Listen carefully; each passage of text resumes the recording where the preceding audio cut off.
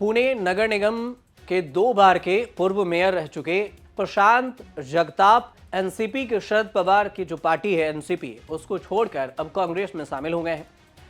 यहां पर जगताप के खूब चर्चा हो रही है। जगताप एनसीपी टूट से पहले पुणे एनसीपी पार्टी के प्रमुख थे पुणे में, और पवार के अच्छे खासे खास माने जाते थे। अब 2 दिन पहले एनसीपी जो शरद पवार की पार्टी है उससे उन्होंने इस्तीफा दिया और उन्हें झटका देकर पुणे नगर निगम जो पीएमसी चुनाव है उससे पहले कांग्रेस में शामिल हो गए। इसके बाद उन्होंने बयान दिया। कांग्रेस में शामिल होते ही जगताप का यह कहना हुआ कि पुणे में कांग्रेस अच्छी खासी सीटों पर जीत दर्ज कर रही है। तो सबसे बड़ी बात यह है, आपके मन में सवाल ये उठ रहा होगा कि आखिर ये जगताप कौन है, कितना फायदा नुकसान होगा, सब समझते हैं। एनसीपी शरद पवार के शहरी अध्यक्ष प्रशांत जगताप अब एनसीपी के नहीं रहे, कांग्रेस में आ गए हैं और अपने पद और प्राथमिक सदस्यता से उन्होंने इस्तीफा 2 दिन पहले ही दिया। जगताप का ये जो फैसला है उस वक्त हुआ जब पुणे के राजनीति में शरद पवार और अजीत पवार दोनों चाचा भतीजे पुणे में जो चुनाव है उसमें गठबंधन कर रहे हैं। इसकी चर्चा हो रही है कि दोनों चाचा भतीजा आ रहे हैं। इससे जगताप से पहले ही जगताप ने चेतावनी दे दी थी कि अगर पार्टी अजीत पवार गुट के साथ गठबंधन करती है तो फिर वो अगर चुनाव भी लड़ती है तो वह इस्तीफा दे देंगे, और ठीक वैसा ही किया, उन्होंने इस्तीफा दे दिया।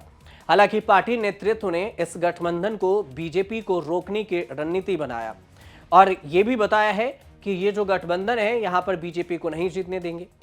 लेकिन ये काम कितने दिन किए, कितने पुराने हैं, ये समझिए। इन्होंने 26 साल तक एनसीपी के साथ अपना पूरा योगदान दिया और इस घोषणा करते हुए प्रशांत जगताप भावुक भी हो गए कि हम उस पार्टी से जा रहे हैं। उन्होंने कहा कि मैं 1996 से, यानी कि पिछले 26 साल 6 महीने 14 दिनों से शरद पवार साहब के नेतृत्व में काम कर रहा हूं और मैंने अजीत पवार और सुप्रिया सुले के साथ भी काम किया हुआ है, और अब पार्टी ने मुझे मेयर जैसे प्रतिष्ठित पद तक पहुंचाया। लेकिन अब पार्टी लोकल बॉडी का जब चुनाव हो रहा है तो लोकल यूनिट में मुझे जमीनी स्तर से उठाकर प्रेसिडेंट तक बनाया। मैं अपने पवार परिवार का एहसानमंद हूं। भावुक उनका पोस्ट था। उन्होंने कहा कि पवार परिवार की वजह से ही मेरी तरक्की हुई है, लेकिन गठबंधन करना ठीक नहीं था। अजीत पवार से गठबंधन नहीं होनी चाहिए। जगताप के इस्तीफे की मुख्य वजह बताई जाती है कि पुणे में दोनों एनसीपी गुटों के बीच में संभावित गठबंधन। अगर अजीत पवार से गठबंधन नहीं होता तो हो सकता है कि शायद प्रशांत नहीं जाते, और इसी वजह से देखें तो वो असहज महसूस कर रहे हैं कि जो अजीत पवार को शरद पवार ने आगे बढ़ाया वही अजीत पवार शरद पवार की पार्टी एनसीपी को तोड़कर एक अलग पार्टी बना ली और अब उसी के साथ वो गठबंधन कर रहे हैं। तो इससे समर्थकों और फिर वोटर्स के बीच में उनकी जो छवि है उस पर भी असर पड़ सकता है, और इसी वजह से वो एनसीपी शरद पवार की पार्टी को छोड़ दिए। अब प्रशांत जगताप ने स्पष्ट रूप से ये कहा कि वह राजनीतिक नहीं छोड़ रहे हैं और पुणे महानगर पालिका का चुनाव जो है पीएमसी जिसको शॉर्ट में कहते हैं उसमें वो जरूर लड़ेंगे, और इसके बाद 2 दिन बाद वो कांग्रेस में शामिल हो गए। और अभी यह खुलासा ये नहीं किया कि वो कहाँ से टिकट लड़ेंगे, कितने सीट में जीतने वाले हैं, या कौन सी पार्टी है। जैसे अब कांग्रेस में आए तो कांग्रेस उनको क्या कुछ जिम्मेदारी देती है, इसकी कोई भी आधिकारिक बयान नहीं आया है। लेकिन अगला उनका स्टेप क्या होगा पुणे को लेकर, इस पर भी बयान नहीं आया। लेकिन जगताप ने यह साफ जरूर किया है कि भले ही वो पार्टी छोड़ दिए, एनसीपी छोड़ दिए, कांग्रेस में आ गए, लेकिन शरद पवार हमेशा उनके साहब यानी कि नेता बने रहेंगे और उनके मन में पार्टी का नेतृत्व के खिलाफ कोई भी जो शिकायत है वो नहीं है। जगताप ने यह भी दोहराया है कि उनकी बीजेपी के खिलाफ लड़ाई जारी रहेगी और बीजेपी के साथ वाले गठबंधन से वो नहीं लड़ेंगे। मतलब सीधे तौर से है कि साथ वाले गठबंधन में नहीं रहेंगे। तो जगताप कांग्रेस में शामिल हो गए। ये सब वजह बताया गया। जगताप के जाने पर सुप्रिया सुले का भी बयान आया। सुप्रिया सुले ने यह कहा कि कार्यकारी अध्यक्ष सुप्रिया सुले हैं और उनका कहना हुआ कि प्रशांत जगताप पार्टी के लिए एक महत्वपूर्ण और वफादार साथी रहे और वह जगताप से बातचीत कर रहे थे और वो उनके बातों पर विचार कर रहे थे कि गठबंधन हम करें या फिर ना करें। लेकिन इस बीच में बात कुछ सही से नहीं बैठ पाई और इस वजह से जगताप को जाना पड़ा।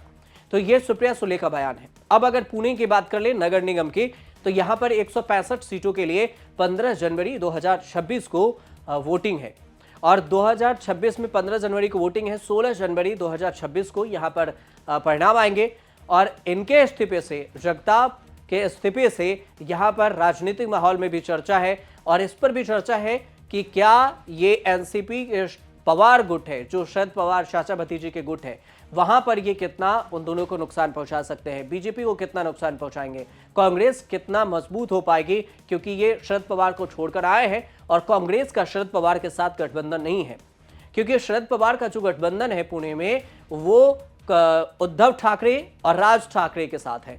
तो कांग्रेस उद्धव ठाकरे, राज ठाकरे के साथ चुनाव लड़ रही है और शरद पवार के साथ नहीं लड़ रही है।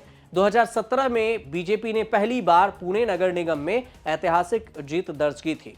बाकी की जगह पर अच्छा खासा परफॉर्मेंस नहीं रहा था, तब बीजेपी ने 98 सीटें यहां पर जीती थी और सत्ता को कब्जाया था पुणे को लेकर। शहर के राजनीति में देखा जाए तो एक अपना दबदबा स्थापित किया, लेकिन अब एक बार फिर से पता चलेगा कि अब पुणे में बीजेपी कितना मजबूत होती है और कांग्रेस को कितना फायदा होता है। कुछ अपडेट आएगा तो हम आपको जरूर बताएंगे। देखते रहिए न्यूज़ तक। और बड़े सादगी से कह रहा हूँ, लेकिन वही होगा। वो जाइडस कैडिला का एक वैक्सीन आया है, आपको याद होगा, कोविड के टाइम। हाँ हाँ हाँ, बिल्कुल। मैंने कहा था चलने वाला नहीं है। 3 लोगों के नाम बोलो जिन्होंने ये डोज लिया था, बिल्कुल मतलब कोई गुंजाइश ही नहीं थी उसके चलने की। तो ये तो कुछ मार्केट में चलने वाला नहीं है, लेकिन ये जो बड़े एग्जीक्यूटिव टाइप के लोग हैं हाँ। उनके लिए शायद ये अच्छा रहेगा। मतलब जिन इस लोगों में चलेगा बहुत अच्छी तरह जी। से चलेगा, लेकिन आवाम में नहीं चलेगा। सर इसमें दो जो एक सवाल है कि ये जो डोज को लेकर है कि ये कितना, जैसे आपने बोला कार्टेज में पाउडर भरा जाएगा और उसके बाद लिया जाएगा, तो तो ये तो ये उसका डोज भी ऐसा लिमिट होंगे? हाँ, उसका डोज कलर कोडेड होता है। मतलब डोज उसका पहले से तय होता है कि ऐसा हम्म। ब्लू, पिंक, ग्रीन, तो 4 है, 8 है, 12 है, ऐसा पहले ही तय होता है उसका डोज। तो आपको कलर के हिसाब से पता चलेगा कि डोज क्या है।